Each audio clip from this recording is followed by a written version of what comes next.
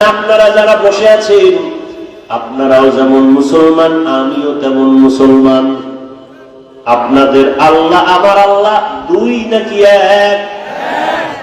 না, আপনাদের আল্লাহ একটু আলাদা। আপনাদের আল্লাহ যেমন এক, আমার আল্লাহও। আপনাদের নবী আমার নবী দুই নাকি এক? সহজে বুঝার চেষ্টা করবেন।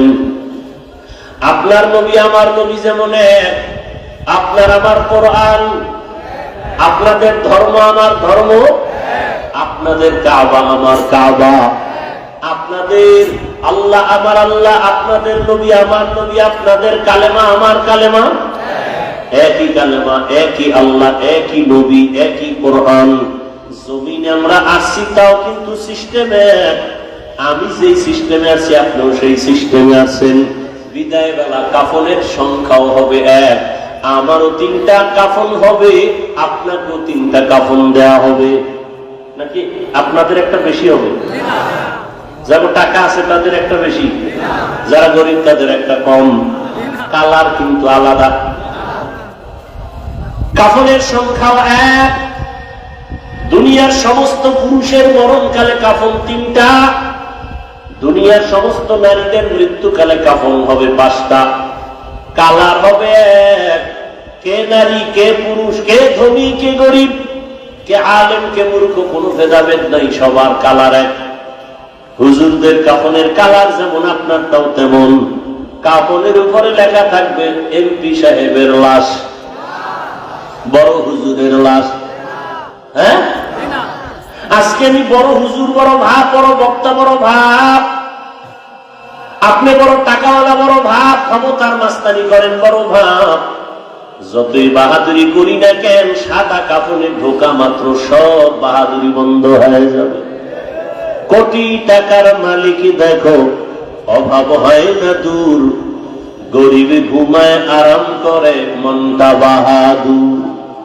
ফেরাউনের লাশটা দেখো, মিশর জাদু ঘরে, খায় না মাটি পোকা মাছি, সবাই ঘৃণা করে।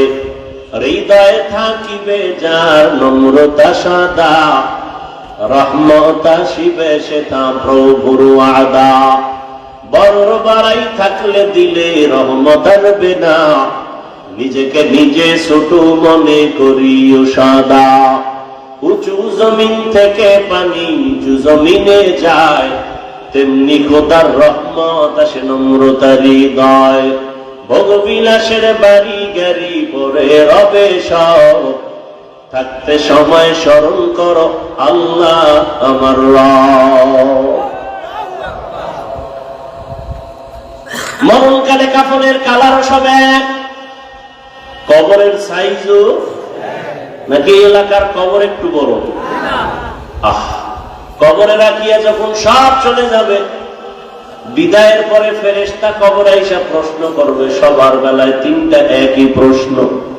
রবের পরিচয় দাও, ধর্মের পরিচয় দাও, রাহমাতুল লিল আলামিনের পরিচয় দাও। রহমতের নবী বলেন, এই 3 প্রশ্নের জবাব যারা দিতে পারবে তাদের কবর হবে রওজাতুম মির রিয়াজিল জান্নাহ। আর কবরে গিয়া জবাব দিতে যদি না পারে, তার কবর হবে হুফরাতুম মিন হুফারিন নার। এখন কে পারবে জবাব দিতে? আমি হুজুর, কোনো গ্যারান্টি নাই। আপনি পারবেন তাও বলা যাবে না। কবরের প্রশ্ন আমি পারবো, এই গ্যারান্টি যদি থাকতো, সাহাবায়ে কেরাম জান্নাতের টিকিট হাতে পেয়ে আর কামতেন না। আবু বকর সিদ্দিক রাদিয়াল্লাহু তাআলা আনহু জান্নাতের প্রথম সাহাবী। নামাজে দাঁড়ায় দাঁড়ায় সারা রাত কান্নার আওয়াজ। রহমতের নবী বলেন, আবু বকর নামাজে আপনি কান্না করেন কেন? বলে, আমার কবরে হাসরে কি উপায় হবে? আল্লাহর দরবারে আমি কেমনে দাঁড়াবো উলঙ্গ? আল্লাহর কাছে কি নিয়ে যাব? রমজানের ঈদের দিন সবাই আনন্দ করে। ওমর ফারুকের মতো বান্দা, যাকে দুনিয়ার সব মানুষ না শয়তান পর্যন্ত ভয় করে। কেমন মানুষ তারা? আমরাও মানুষ, আমরা সাপ দেখলে ভয় করি, আর তারা কেমন মানুষ, সাপ তাদের ভয় করে। দেখছেননি কারবার? দেখছেননি? তো চিন্তা করেন তো, আমরাও মানুষ, তারাও। আমরা বাঘরে ভয় করি, আর উজানি কারি ইব্রাহিমকে বাঘে ভয় করে। ব্যবধান আছে না? না, বড় কঠিন। কিন্তু আমরা সাপ দেখলে দৌড়ায় পালাই, আর এমন মানুষ তারা কেমন, তাদের দেখলে সাপ ভয় পায়।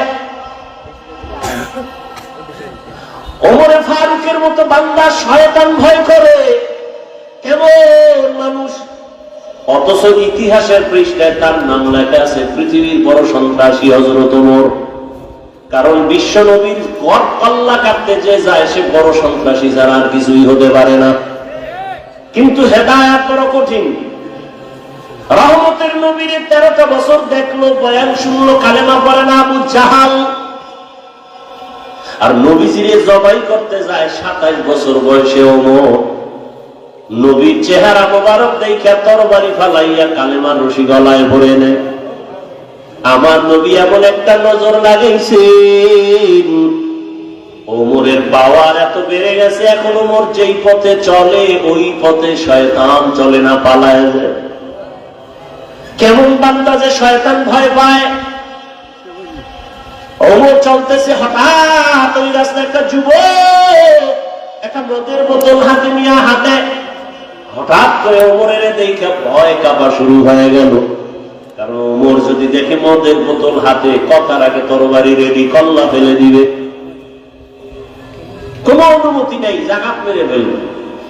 মুনাফিক আর মুসলমান দুইজন লাগছে ঝগড়া, সমাধানের জন্য গেছে রহমতের নবীর দরবারে। রহমতের নবী সমাধান দিচ্ছেন, মুনাফিক মানতে পারে না, ইহুদি মেনে নিয়েছে। এবার মুনাফিক, মুসলমান নামদারি মুনাফিকটা কয় মানি না। তো কেমনে মানবি? ওমরের কাছে ল, ওমরের কাছে আছে খলিফাতুল মুসলিমিন, ভবিষ্যৎ ওমরের কাছে কয় বিচারের জন্য আছে। ইহুদি কয় রসুল, আপনাদের রসুল সমাধান দিছে, আমি মেনেছি। এই মুনাফিক মুসলমান মানে না, আপনারটা মানবে। আমারটা মানবি, রসুলেরটা মানবি না? কয় না। তাহলে কল্লাটা রেডি কর। আর কোন কথা নাই, এক আঘাত দিয়ে শেষ। আর বলে দিল রসুলের পরে ফয়সালা যারা মানে না, ওমরের ফয়সালা চায়, মুহাম্মদের ফয়সালার পরে ওমরের ফয়সালা কল্লা ফেলে দাও। এজন্য তিনি ওমরে ফারুক। কিন্তু আশ্চর্য, এই সোনার বাংলায় সেই ওমরকে ভণ্ড বলার মতো টুপিওয়ালা আছে। কত বড় নিকৃষ্ট ভণ্ড! সাহাবায়ে কেরামদের বিরুদ্ধে যারা বলে আর লেখে, এদের মতো নিকৃষ্ট বেয়াদব এ জমিনে আর কেউ হতে পারে না। সাহাবায়ে কেরামের বিরুদ্ধে যারা লেখবে আর বলবে, এরা পৃথিবীর নিকৃষ্ট বেয়াদব। এরা ইসলামের দুশমন, এরা রাসূলের দুশমন, এরা কোরআনের দুশমন, এরা চূড়ান্ত আল্লাহর দুশমন। এরা নিকৃষ্ট বেয়াদব যারা সাহাবায়ে কেরামের বিরুদ্ধে কথা বলে।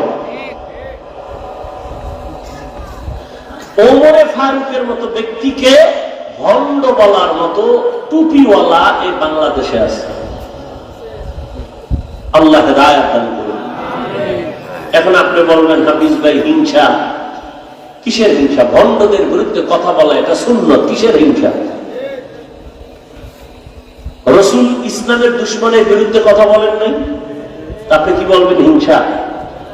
ইসলামের দুশমনের বিরুদ্ধে, মুনাফিকের বিরুদ্ধে, ভণ্ডদের বিরুদ্ধে কথা বলা রাসূলের তরিকায় সুন্নাত, কোরআনের আইনে ফরজ।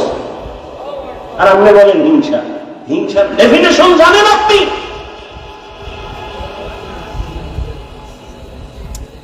আল্লাহ হেদায়েত দান করুন। রমজানের ঈদের দিন যুবক সবাই আনন্দ করে, ওমর দরজা তালা লাগায় কাঁদে। আবু হুরায়রা রাদিয়াল্লাহু আনহু বলেন, কাঁদেন কেন? বলেন জাহান্নামের ভয়। চিন্তা করতে পারেন? অথচ জান্নাতি সাহাবীদের দ্বিতীয় ওমর, যুবক মদের বোতল নিয়ে হাঁটে, ওমরের দেখে ভয়, ফালায় দিল নাই। ওমর তো দেখে ফেলছে, বোতল দেখছে, ভিতরে কি দেখেনি, আসতেছে। যুবক দৌড়ও দিতে পারে না, কানতেও পারে না, কলব দিয়ে আল্লাহরে ডাক দিয়ে, আল্লাহ জীবনের তারা মদ পান করুন না, মইরে গেল, অন্তত ওমরের হাত থেকে আমারে বাঁচাও। ওমর এসে, গাই যুবক, তোর হাতে পাত্র কি, বোতল দিয়ে দিবি? ও দেয় না, ভয়, ভয় পাস না, দেয়। ওমরের হাতে বোতলটা নেওয়া মাত্রই পুরা মদের বোতলটা ওমর তাকায় দেখে, টোটালটা বোতলে পুরা সাদা, দুধে ভরপুর। তারাও মানুষ, আমরাও মানুষ। আমরা বৃষ্টিকে ভয় পাই, আর এখনো বাংলার জমিনে বহু আল্লাহর ওলি আছে যাদেরকে বৃষ্টি ভয় পায়, এখনো আছে। এক আল্লাহর বান্দা, বড় বুজুর্গ, দাওয়াত দিছে আমাকে ওয়াজে। আমি বললাম টোটাল বাংলাদেশে বৃষ্টি, ঢাকাতে বৃষ্টি, বলে আমার ওয়াজে বৃষ্টি হবে না, আসেন। ঠিক তার প্যান্ডেলে ঢুকার 1 কিলোমিটার আগে বৃষ্টি শেষ, বয়ান করে আসছে, আল্লাহর কসম করে বলছি, বয়ান শেষ করে আবার বের হয়ে ঢাকা রওনা হয়েছি। ঠিক বয়ানের প্যান্ডেল থেকে 1 কিলোমিটার দূরে যাওয়ার পরে আবার বৃষ্টি। এটা আমার চোখে দেখা। আমরা বৃষ্টিকে ভয় পাই, আর বৃষ্টি ওই আল্লাহর ওলিকে ভয় পায়। কারণ আল্লাহ সব থেকে প্রিয় তো মানুষ, বৃষ্টি তো আল্লাহর প্রিয় না। বৃষ্টি আমাদের গোলাম, সূর্য আমাদের গোলাম, চাঁদ আমাদের গোলাম, বাঘ আমাদের গোলাম। আপনাদের গ্রাম এলাকায় গরু দিয়া চাষাবাদ করে না? করে না? এই চাষি যারা গরু দিয়া হাল চাষ করে, এরা কি বিয়ে পাস? আমাদের গ্রামের ভাষায় তারা লাঙ্গল ভাস। এক কথায় তারা নিম্নের, মোটামুটি দুর্বল মানুষ, অতটা শিক্ষিত না। আমাকে সত্য কথা জবাব দিবেন, শুরুতেই বলছি, মানেন আর না মানেন, সত্যটা স্বীকার করবো। এই যে চাষাবাদ করে সাধারণ মানুষ, এদের কথা গরু শুনে? বলেন না? গরুটারে যখন বলে ডানে যা যায়নি, বামে যা যায়নি, দাঁড়ায় থাকেনি, একটা মূর্খ বেনামাজি সাধারণ মানুষের কথা যদি গরু শুনে, একজন তাহাজ্জুদওয়ালা, জিকির করনেওয়ালা, আল্লাহর গোলাম কারি ইব্রাহিমের কথা কেন বাঘ শুনবে না?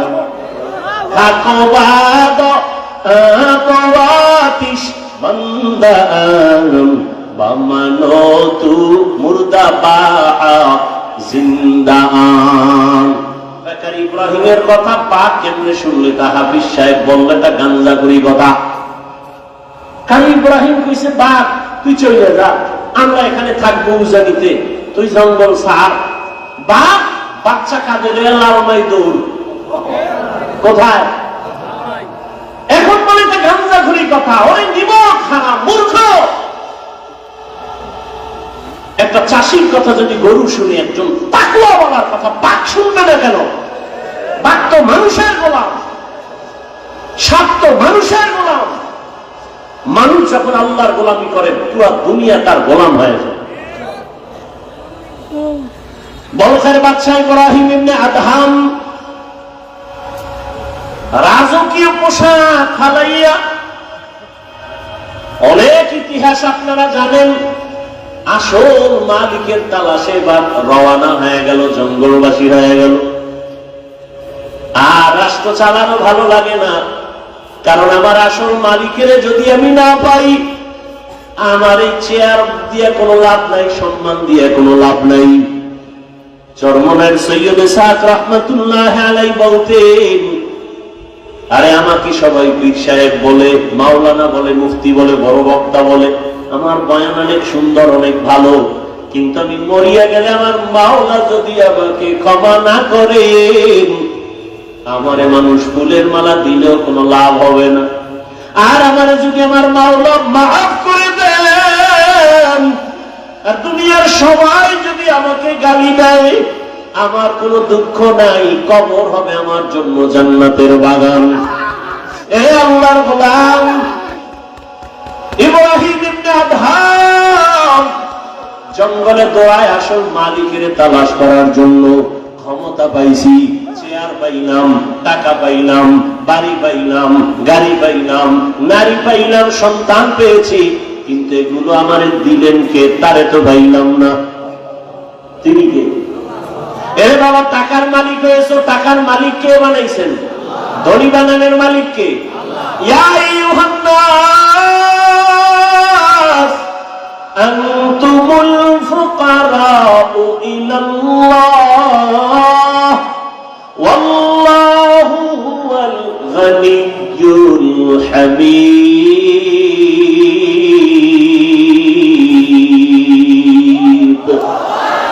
তাওয়াক্কুল মিকুনি হর সুবহ শাম मेरा साना दरस्ते तू अज़ला मकाम जुज़बा हक़ची ज़े मखाज इंसो जा फज़ले उआ मस्ते दर जुमला जहां।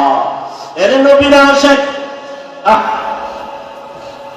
नबी যদি কইয়া ফেলায় তুই আমার আশিক, আর জান্নাত পাইতে কোনো টিকিট লাগবে? কিন্তু তুমি কপালে রাখছো আমি নবীর আশিক। কিয়ামতের ময়দানে আমার নবী যদি কয় তুই আমার আসল আশিক না, আর উপায় নাই, জাহান্নাম ছাড়া কোনো পথ থাকবে না। এরে আল্লাহর গোলাম ইব্রাহিম ইবনে আদহাম রাষ্ট্রীয় সব কিছু বাদ দিয়া, রাজকীয় পোশাক ফালাইয়া আসল মালিকের তালাশে বের হয়ে গেলেন। সাগরের পরে দৌড়ায় আর আমার আল্লাহরে তালাশ করে।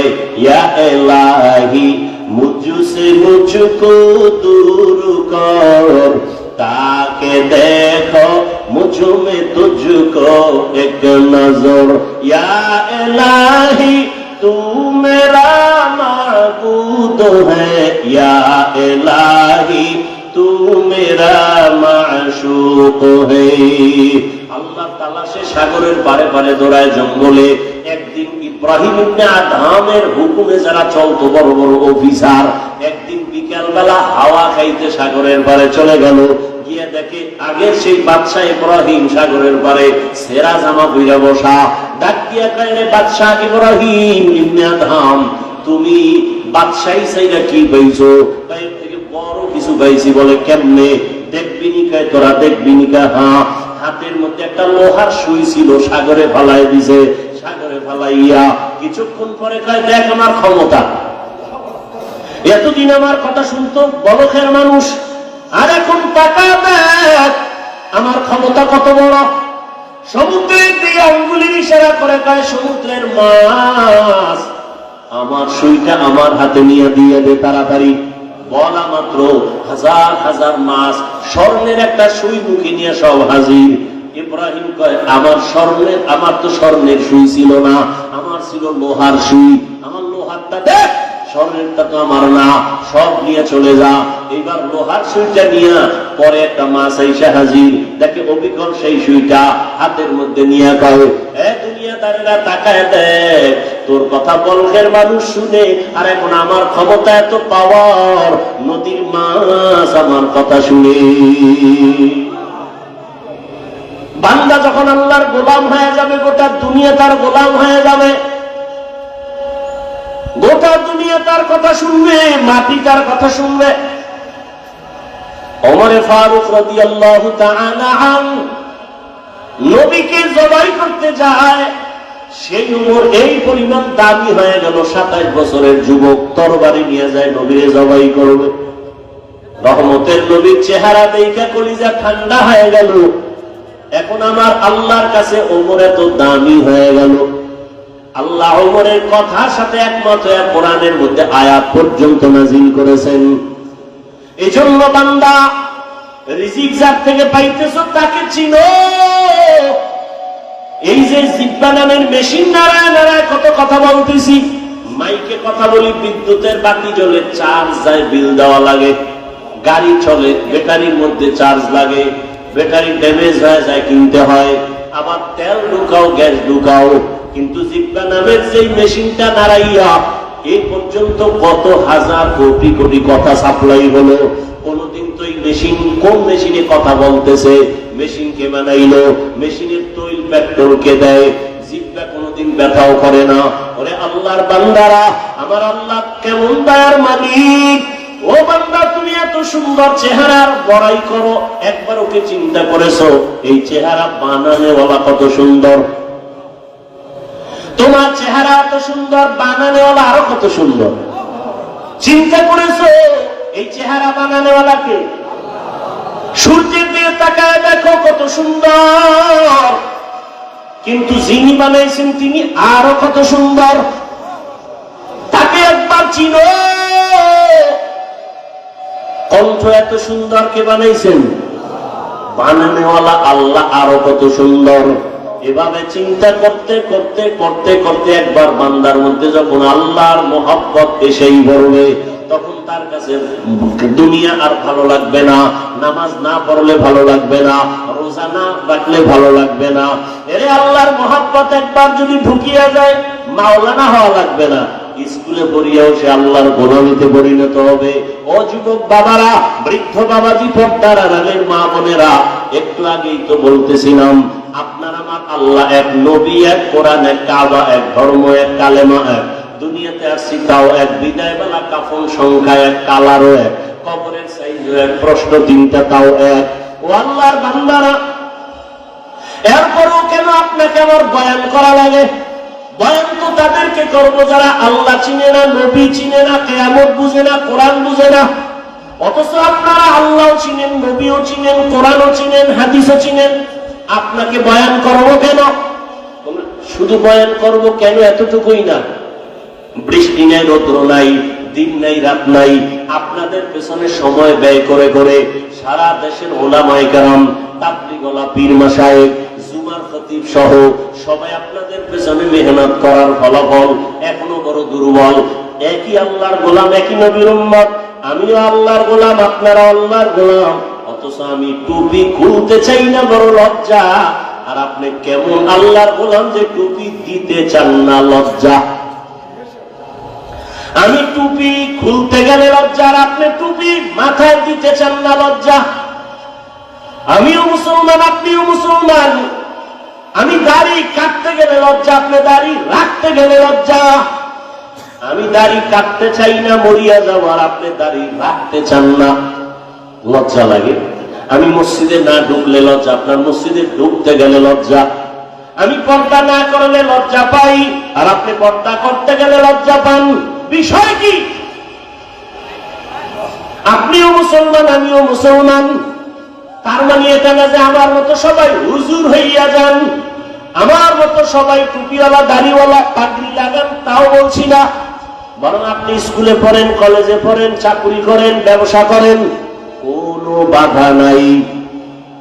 ওখানে তাই আমার মাওলার হুকুম মতো জীবন চালান।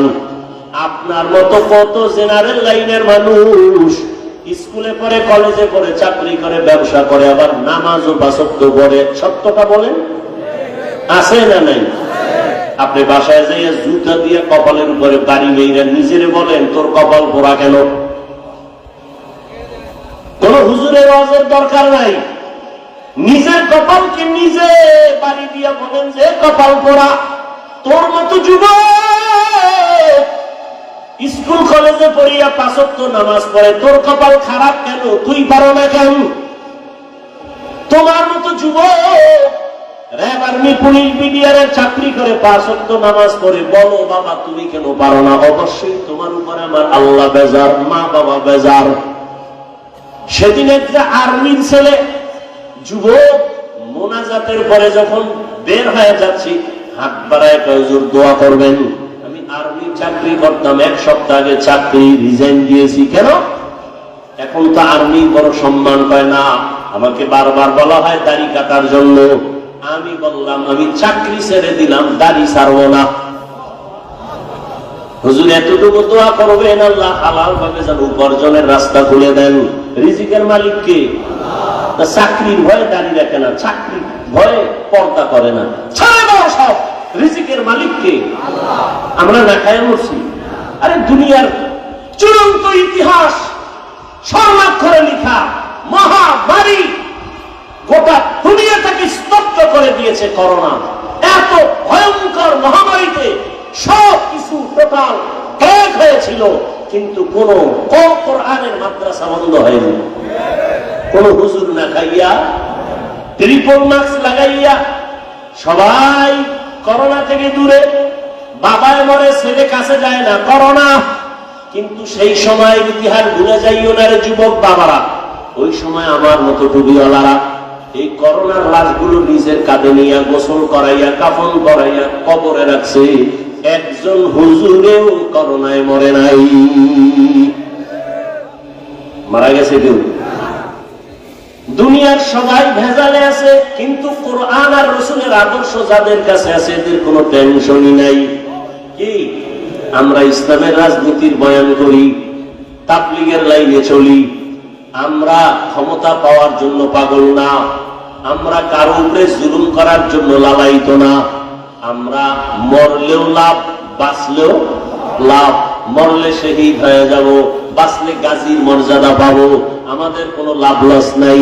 তোমরা নির্বাচনে যদি জিততে না পারো, গোষ্ঠী শুদ্ধা সব কিছু ধ্বংস, লজ্জায় মাথা উঠাইতে পারো না, জুতার মালা গলায় লাগবে ভাব। আর আমরা হইতে পারলেও আলহামদুলিল্লাহ, না হইতে পারলেও আলহামদুলিল্লাহ। আমাদের হওয়া না হওয়া দুটোটাই আমাদের লাভ, কারণ আমরা আল্লাহর জন্য চলি, আল্লাহর জন্য সব কথা বলি। অতএব আমাদের ডাইনে গেলেও লাভ, বামে গেলেও লাভ, সামনে আগাইলেও লাভ, পেছনে থাকলেও লাভ, কারণ আমরা আল্লাহকে আসল মালিক মনে করে চলি, আমরা আখিরাতকে প্রাধান্য দিয়ে চলি। এ কারণে দুনিয়ার যে চেয়ারে বসে হুজুরদের সালাম না দিয়া তার জীবন বাঁচে না। যারা বেয়াদবি করে ওরা ধ্বংস। আলেমের সাথে যতটা বেয়াদবি করছে সবগুলো ধ্বংস, মরার আগেই ধ্বংস। ভাইরা আমার, যারা বেয়াদবি করছে এখনো যারা করবে সব ধ্বংস, মরার আগেই ধ্বংস। মরবে না কিন্তু বিছনায় বন্ধু হয়ে থাকবে, ওর জীবন শেষ। ভাইরা আমার, তাহলে তোমার মতো যুবক র্যাব, আর্মি, পুলিশ, বিডিআরের চাকরি করিয়ে যদি নামাজ পড়ে তোমার পায়ে হাত রেখে জবাব চাই, বলো তুমি পারো না কেন? হুজুর বাদ দাও, তোমার মতো জেনারেল লাইনের যুবক রাস্তায় গাড়ি চালায়, ড্রাইভারি করে, চাঁদপুরে মোহনায় যাও, নদীর মধ্যে মাছ ধরে, নামাজ পড়ে নাই, জমিনে কৃষি কাজ করে, তুমি কেন পারো না? অবশ্যই তোমার উপর আমার আল্লাহ গুনার কারণে বেজার হয়ে আছে।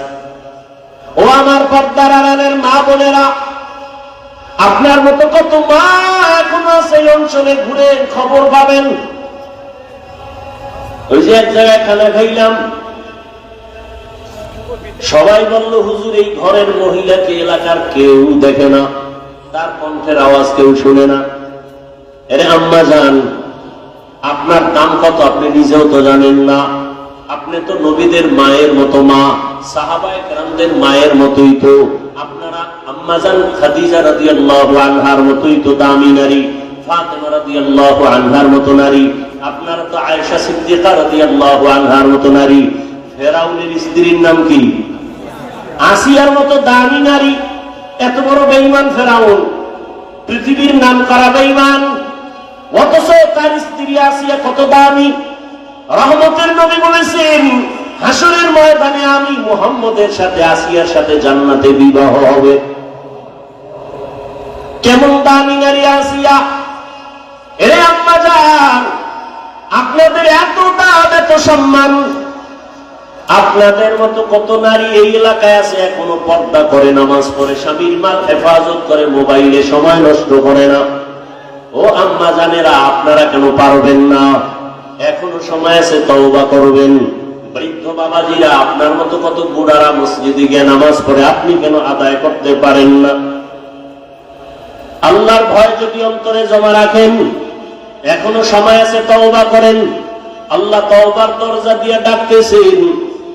মনে বুঝাইয়া মনে মনে আল্লাহকে বলেন, হে মালিক, আমার মতো কত যুবক, আমার মতো কত বুড়া, আমার মতো কত নারী এখনো আছে পর্দা করে, নামাজ পড়ে, আমি কেন পারি না? আল্লাহর কাছে বলেন, হে দয়ার মালিক, জীবনে মনের চাহিদা মিটাইয়া গুনাহ তো কম করি নাই। মনে চাইছে পার্কে যাবো, দৌড়ায় গেছি, কেউ বাধা দিছে, মানি নাই।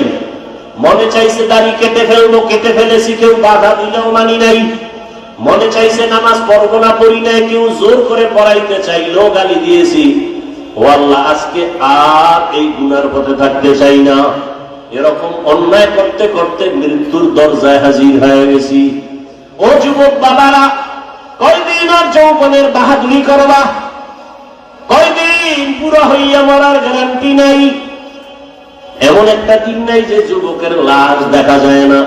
পানির নিচে, গাড়ির নিচে, ঘুমের বিছানায় যুবকের লাশ, মহামারী করোনায় যুবকের লাশ।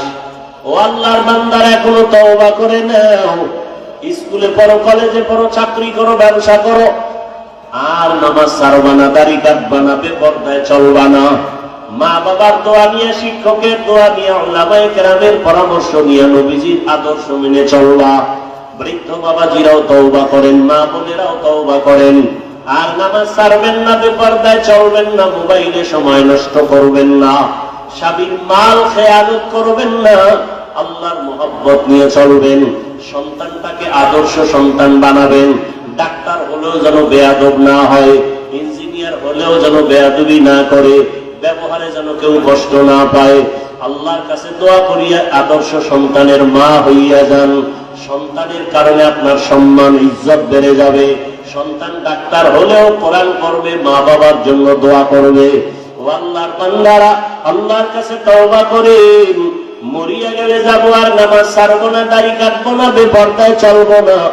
জাহান্নামের আগুনের গরম সহ্য করা যাবে না। নবীজির সুন্নাত অনুযায়ী চলবো, উলামায়ে কেরামের পরামর্শ দোয়া নিয়ে চলবো। তওবা করার মতো যদি কারো অন্তর তৈরি হয়, মুনাফিকি না থাকে, খাঁটি তওবার নিয়ত যাদের আছে, দুটো হাত আল্লাহকে দেখাইয়া দাও। আয় আল্লাহ, হাতগুলো কবুল করে নেন, তওবা কবুল করে নেন। তওবার উপরে মজবুত হইয়া চলার তৌফিক দান করেন, আমিন।